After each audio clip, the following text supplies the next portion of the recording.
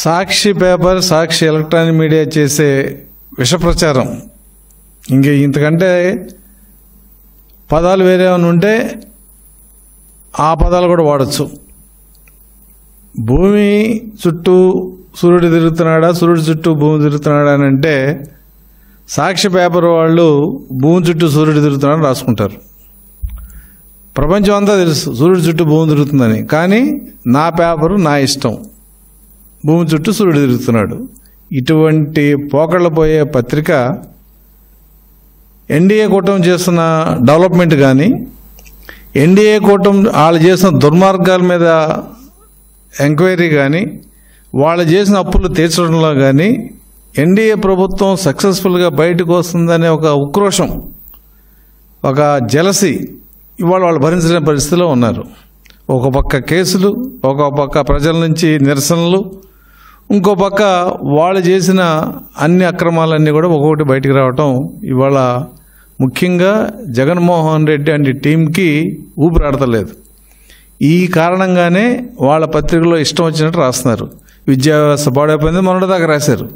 ఇవాళ క్యాపిటల్ అమరావతి మీద, రాష్ట్రంలో డబ్బులన్నీ క్యాపిటల్ అమరావతి మీద పెట్టాడని చెప్పి ఒక దుష్ప్రచారం. అసలు వీళ్ళకి బుద్ధి, జ్ఞానం, ఇంగితం ఏమైనా ఉంటే అమరావతి గురించి మాట్లాడే హక్కు సాక్షి కాదు కదా, వైసీపీ సభ్యత కట్టిన ఎవరికి లేదు. ఎందుకు నువ్వు మోసం చేసావు ప్రజల్ని? ఆ రోజు 2014-19లో అమరావతికి అంగీకారం తెలుపుతూ నువ్వు అధికారంలో రాగానే 3 రాజధానులు చెప్పి అమరావతిని ఏ స్థాయిలో నాశనం చేశారంటే, ఇది శ్మశానం అని ఒక నాయకుడు, ఇది ఇంకోటని ఇంకో నాయకుడు, ఇవన్నీ గ్రాఫిక్స్ అని ఒక నాయకుడు, ఇష్టం వచ్చినట్టు వాగారాళ్ళు. ఇంకా దౌర్భాగ్యం ఏంటంటే అమరావతిలో కట్టడానికి పెట్టిన ఇసుక, కంకరు, పైపులు కూడా దోసుకుపోయారు ఒక ఎంపీ, ఒక ఎమ్మెల్యే, ఈ ప్రాంత ఎంపీ, ఎమ్మెల్యే. ఇంత దిగజారిన తనంతో వీళ్ళు అమరావతి గురించి వాళ్ళ డబ్బులన్నీ అమరావతి ఖర్చు పెడతారంటే ఖర్చు పెడతారు, ఖచ్చితంగా అమరావతి కోసం డబ్బులు ఖర్చు పెడతారు.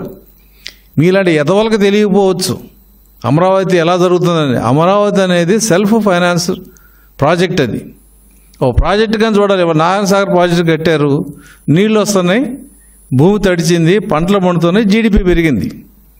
పోలవరం ఎందుకు కడుతున్నాం? National project ఎందుకయింది?